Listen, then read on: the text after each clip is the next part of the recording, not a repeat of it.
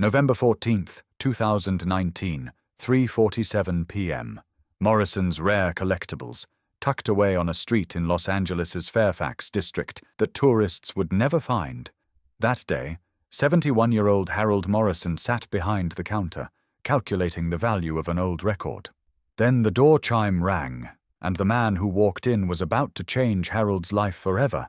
But Harold didn't know that yet. In fact, he thought quite the opposite. The man who entered had long brown hair falling to his shoulders, round black glasses covering half his face. His walk was slightly unsteady. Harold interpreted this as drunkenness. The man began moving slowly through the shop, browsing the dusty shelves, muttering something to himself now and then. With over 40 years of antique dealing experience, Harold could categorize customers within seconds: collector, tourist, or just someone killing time. This man fell into the third category. Harold Morrison was no ordinary antique dealer. When he opened this shop in 1978, rock and roll memorabilia wasn't even considered antique yet. But Harold had seen the future. Beatles signatures, Hendrix's broken guitars, Woodstock posters. He'd collected them all over the years, watching their values multiply. Now his shop was like a silent museum. Walls covered with framed posters, display cases filled with rare records and signed photographs. His customers were no longer ordinary people, but millionaire collectors and museum curators. Harold was careful to maintain this status. Ozzy Osbourne hadn't actually planned to leave the house that day. Sharon had gone to New York for a charity event. The kids were busy with their own lives. The 70-year-old rock legend had been sitting alone in his Beverly Hills mansion watching television. But he'd seen some old Black Sabbath records in a documentary and suddenly felt a longing swell inside him. He wanted to collect the original pressings of his own music, not just to own them, but for that strange, nostalgic feeling he got whenever he touched those records. Without asking Sharon, he'd called his driver and said, "Find me a place that sells records." The driver brought him to Fairfax and dropped him in front of Morrison's rare collectibles. As Ozzy walked through the door, he hoped not to be recognized. Sometimes people didn't recognize him, especially with his glasses and casual clothes. He liked that. Being famous was exhausting. Sometimes he just wanted to walk around like an ordinary man. But today, that wish would come true in an unexpected way. Harold watched the stranger move towards the record shelves. The man was shuffling through the racks with his hands. This irritated Harold. "Can I help you?" he called out, his voice carrying more warning than courtesy. The man turned and spoke in that strange accent of his. "Yeah, mate, I'm looking for old records, rock, heavy metal and that." Harold raised his eyebrows. The man was English, but his speech was odd. Words coming out slow and slurred, long pauses between sentences. Harold rose from behind the counter and walked toward the stranger. "Yes, we have rock records, but I should mention that the collection here is quite exclusive. The prices reflect that." This was Harold's polite way of saying, "Expensive, probably beyond your budget." The man nodded, seemingly oblivious to what Harold was implying. Harold guided him to the cheapest corner of the display case, the section with records priced at $150, $200. "There are some nice pieces here," he said, actually showing the most ordinary items in the shop. The man leaned toward the case, adjusted his glasses and looked at the records. Then he lifted his head and asked with a peculiar expression, "You got any Black Sabbath?" "Paranoid album, first pressing." Harold nearly laughed. The 1970 original UK pressing of Paranoid was worth $15,000. What was this man thinking? "We do," Harold said, a hint of mockery creeping into his voice. "But that record is one of the most valuable pieces in our collection. $15,000. Harold expected the man to look shocked, maybe apologize and back away, but the man just nodded. $15,000? Can I see it?" Harold paused for a moment. This man couldn't be serious. But still, Harold was a salesman. "Of course," he said, and walked to the special section behind the register. As he retrieved the record, Harold studied the stranger. The man's hands were trembling. Parkinson's, maybe, or just old age. His face was tired, dark circles under his eyes. But something caught Harold's attention. On the fingers of the man's left hand were faded, but still legible tattoos. OZZY. Harold registered this detail but couldn't make sense of it. Maybe he was a member of some biker gang, or just a stupid decision from his youth. He placed the record on the counter and removed it from its protective sleeve. 1970 Vertigo label, UK pressing, mint condition, extremely rare. The man looked at the record, a strange expression spreading across his face, like he'd just encountered an old friend. His fingers touched the cover gently. Harold tensed. He hated when customers touched valuable pieces. "Please be careful," he said. The man smiled. "Don't worry, mate. I won't hurt this record." Just then, the door chime rang again. One of Harold's regular customers walked in, Mrs. Whitmore, 75 years old, widow of a former record label executive. She came by every month, looked at the pieces in the display cases, rarely bought anything. "Harold, darling," the old woman called out. Then she noticed the stranger at the counter. Her eyes narrowed for a moment, as if trying to remember something. But then she shrugged and walked to the other side of the display case. Ozzy noticed the woman's glance, but paid it no mind. He turned back to the record. "This is a beautiful piece," he said slowly. "But you know, I bought this when it first came out, in Birmingham, 1970. Not 15,000, about £1.50 or something." Harold laughed impatiently. "Everyone tells stories like that. Last week someone claimed they had drinks with Hendrix." Ozzy raised his eyebrows but didn't respond. His eyes drifted to the shop's walls, examining the framed posters. Then he stopped at one. On the wall, behind glass, hung an old concert poster. Black Sabbath, European Tour 1971. And in the corner of the poster were 4 signatures: Geezer Butler, Tony Iommi, Bill Ward, and Ozzy Osbourne. As Ozzy looked at the poster, time seemed to stand still for a moment. 1971. Nearly 50 years ago. During that tour he'd only been 23, the world stretching out before him like an endless road. He and Tony were constantly fighting back then, about everything, the music, money, girls, but on stage, everything was perfect. Looking at that poster, he remembered his old bandmates' faces. Geezer's corner of the tour bus where he'd read his philosophy books. Bill's insane drum solos. Tony's annoying self-confidence, always thinking he was right. And himself, young, wild Ozzy, believing anything was possible. "This poster," he said slowly, his voice trembling slightly. "How much?" Harold noticed the stranger's interest in the poster. Maybe this man could actually spend some money. "That piece is very special," he said, stepping out from behind the counter and walking over to the poster.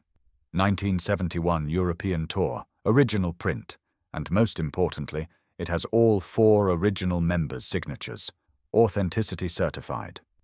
Ozzy nodded. "Yeah, the signatures. I see them." Harold paused for a moment before stating the price. $25,000, and I don't negotiate on that. Ozzy smiled. $25,000 for his own signature. He remembered those nights in that little house on Lodge Road, going to bed with his stomach growling. Now someone was asking $25,000 for his signature. "Interesting," was all he said. But Harold misinterpreted this. "Look, sir," he said, now trying to politely guide the stranger toward the door. "This shop caters to serious collectors. Perhaps somewhere else you might find more affordable pieces. There are a few tourist shops on Hollywood Boulevard. They sell reproductions there. If it's just for decoration purposes—" Ozzy raised his eyebrows. "Reproductions? No, mate, I'm looking for originals." Harold was growing impatient now. This man was wasting his valuable time. "Then I'm sorry, but these prices may not be suitable for you. As I mentioned, this is an exclusive collection." Just then, Mrs. Whitmore, who had been carefully examining something on the other side of the display case, turned around. Her eyes locked onto the stranger's face. Her mouth fell slightly open. Mrs. Whitmore had worked at Columbia Records from 1975 to 1990. She'd known legends, Springsteen, Dylan. She'd even shared an elevator with Bowie once. And now, in this dusty antique shop, She absolutely recognized the man standing before her, but something held her back. She'd seen how Harold was treating this man, and a voice inside her told her to watch the situation unfold a little longer. "Harold," the old woman said in an innocent voice, "don't you want to help this gentleman? Perhaps if he introduced himself—" Ozzy looked at the woman and saw the recognition in her eyes. She knew who he was, but she was staying quiet, wanting to watch this game play out. "No need for introductions," Ozzy said, not hiding that Birmingham accent one bit. "I'm just a bloke looking for old records." Harold rolled his eyes.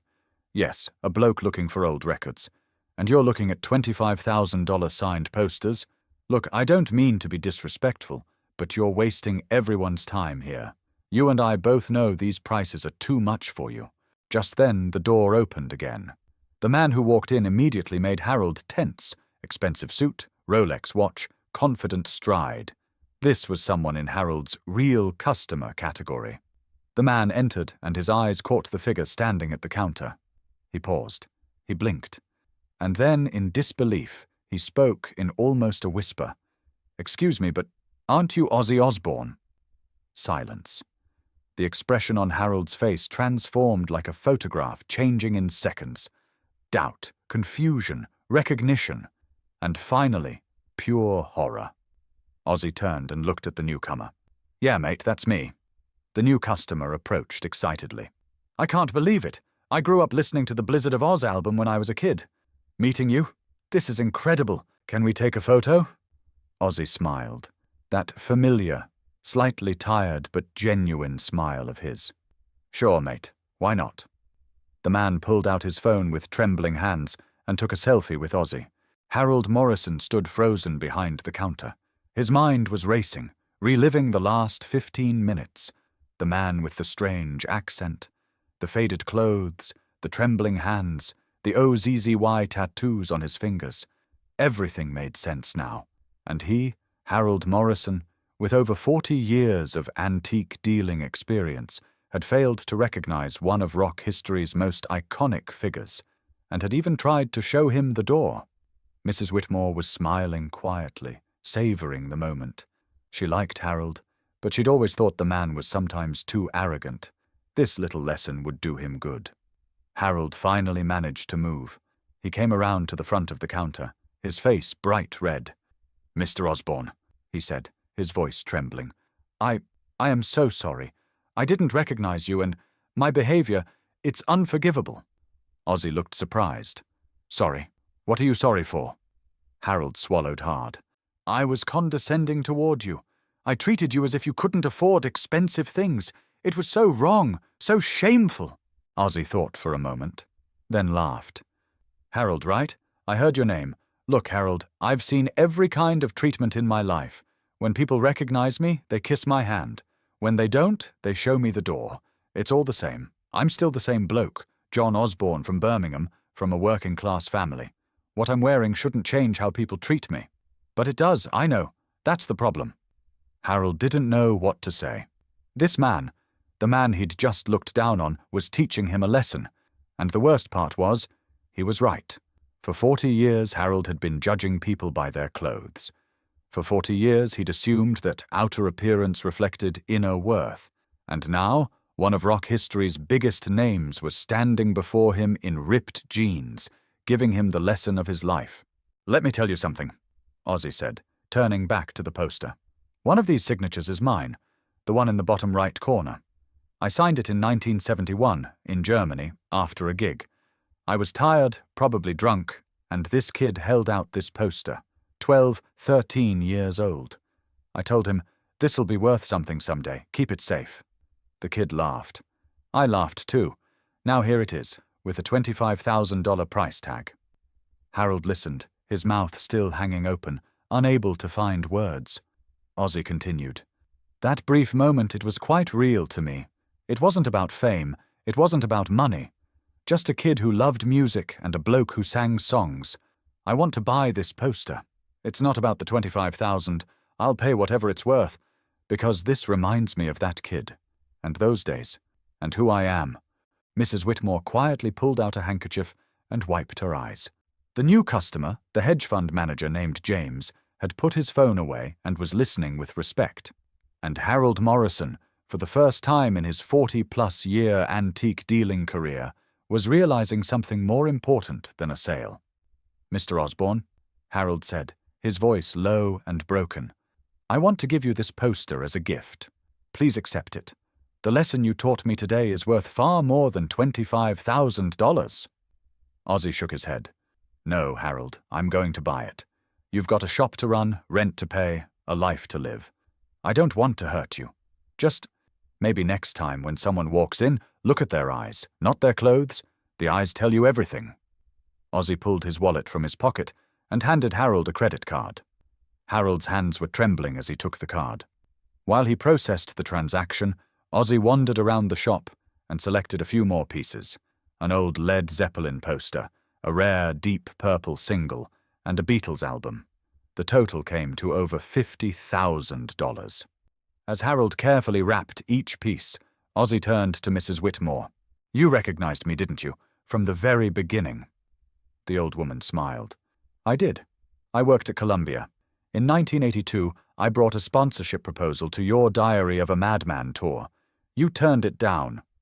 Ozzy burst out laughing. "I don't remember most things from those days." Mrs. Whitmore laughed. "It doesn't matter. Having you here today is enough. You gave Harold a good lesson. I've been telling him this for years, but he never listens." Ozzy took his packages and extended his hand to Harold. "Harold, I'm glad I met you. Really. And I want to tell you something. This shop is wonderful. A real treasure. Just sometimes treasures come in the most unexpected packages, you know?" Harold shook Ozzy's hand. "I understand, Mr. Osbourne. Now I understand." As Ozzy carried his packages, James held the door open. "Can I help you carry those, Mr. Osbourne?" Ozzy laughed. "Thanks, mate, but I'll manage. In Birmingham, you learn to carry heavy things." Before stepping through the door, he turned one last time and looked at Harold. "See you around, Harold. Maybe I'll drop by again someday. Will you recognize me then?" Harold smiled, his eyes welling up. "I'll never forget you, Mr. Osbourne." 3 months later, something had changed on that little street in the Fairfax district. A new sign now hung on the door of Morrison's Rare Collectibles: equal respect for every customer since 1978.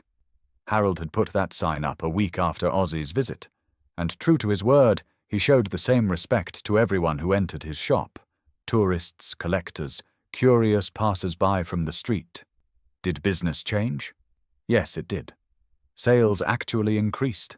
People discovered that Morrison's Rare Collectibles was different, that they could browse here without being judged. Harold's regular customers expanded, diversifying from wealthy collectors to young students, and every evening when he closed up shop, Harold would look at the empty frame on the wall, the spot where the Black Sabbath poster used to hang. Ozzy had bought the poster, but Harold never took down that empty frame, because that empty frame reminded him of the same thing every day. The most valuable lessons sometimes come from the most unexpected teachers, and sometimes a tired man in faded clothes might be carrying the greatest treasure that will change your life.